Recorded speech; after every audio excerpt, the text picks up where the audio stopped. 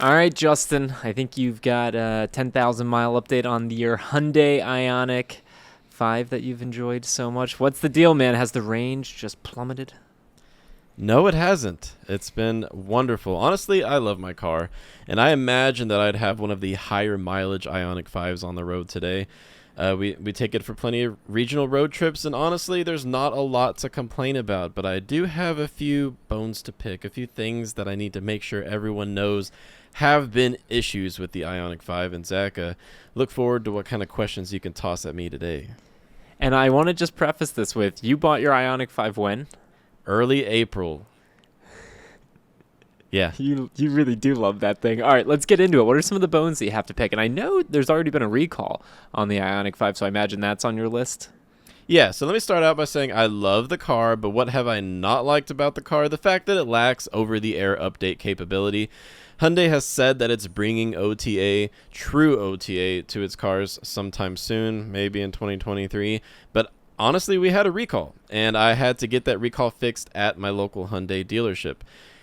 And the silly thing is that all they did at the dealership was they just did an over-the-air update. But I had to bring it in and sit around for about an hour. Yeah, we had a recall because there was the risk of the vehicle rolling down hills if the electronic parking brake failed because of a flux in the voltage. However, that never happened to any IONIQ 5 owners in the United States. It did happen 4 times in Korea, but that is now fixed. Next, though, the trunk rattle. Oh my gosh, Zach, you will not believe how annoying this rattling trunk is. Oh my gosh. Rattling happens in a lot of vehicles. It's usually not that big of a deal. But when your vehicle is silent, and that's one of the things I love most about the IONIQ 5. It's so much quieter on the road than the Tesla Model Ys I've driven, even than the Volkswagen ID4 that I test drove. It's quiet, but when your car is silent, a rattling trunk is an issue. I've now taken it to the Hyundai dealership 3 times, just got back from my 3rd visit. They finally said they're going to order some parts to fix my hatch motor.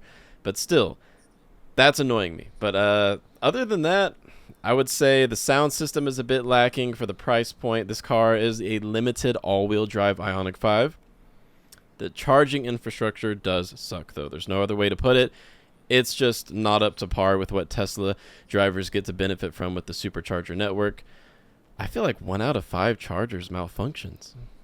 Wow. But you are, let's be very clear. 10,000 miles in a short period of time, you must be finding places to get your charge.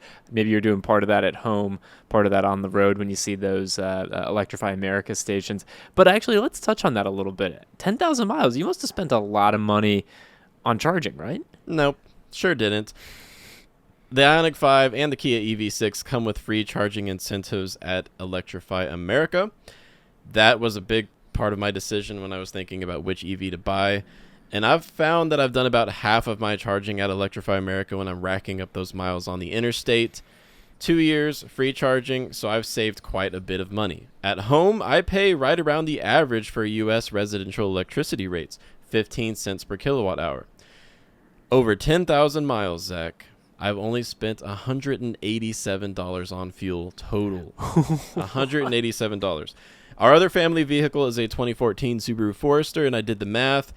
Over those same 10,000 miles, we would have spent about $1,600 in fuel, and that's at $4.50 a gallon, so that's not even like the $5 a gallon prices we were dealing with. Wow.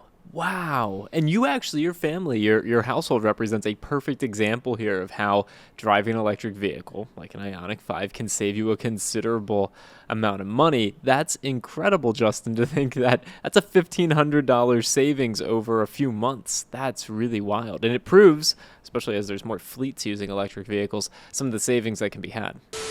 Thinking about getting an extended warranty? Go to joinyaa.com and check out our pricing there. There's no obligation, no spam, no robocalls. YAA for your extended warranty. Our monthly payment's about $550 a month, but when you factor in how much we're saving on fuel, it's a lot more reasonable. It's looking more like $300 a month because of fuel savings. And with how awesome this car is, it's like a airy spaceship type vibe. I love it. It's totally worth, like, really out the door $300 a month, maybe $350 when you include car insurance.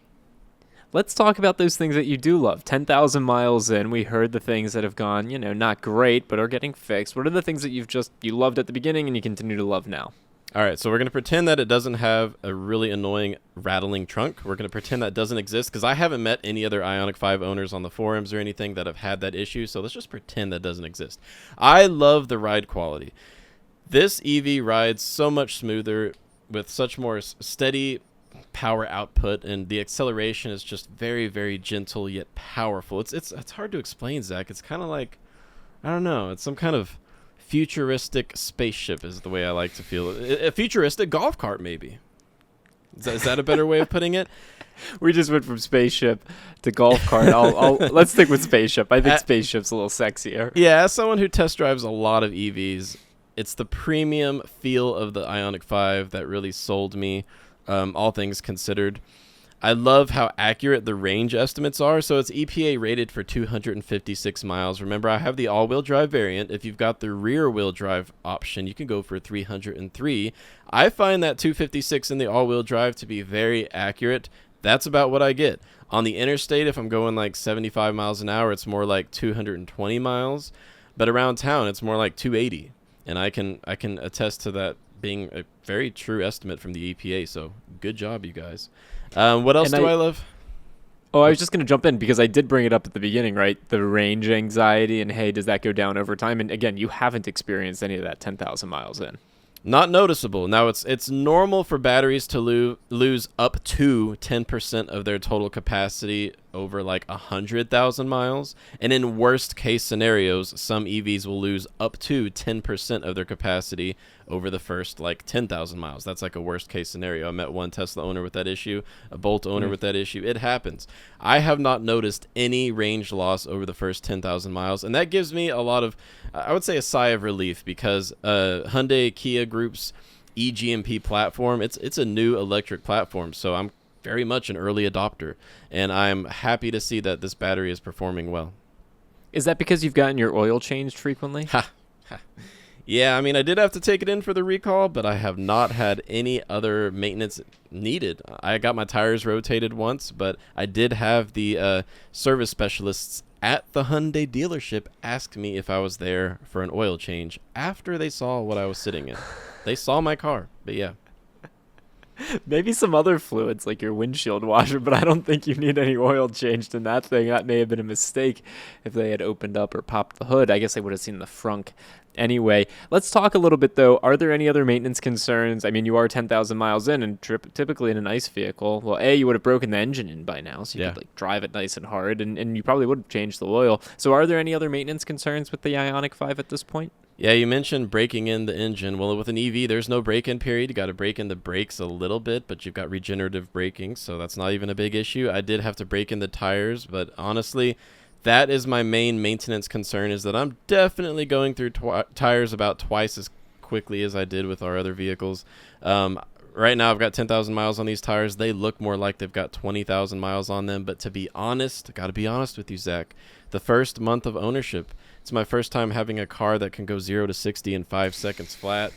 I may have slammed the pedal a few too many times, and that definitely wears on the tires. So you can't really blame the car. You can blame me.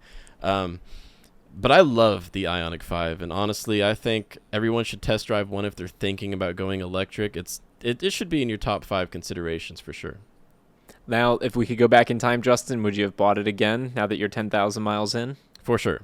Yes, I might have picked a different one on the lot because of the trunk rattle, but yes, I love my car. I love my car so much. That's awesome, man. I'm so happy for you. And if you haven't watched that other video that Justin did back on the YAA main channel, actually got the vehicle at MSRP, which was incredible.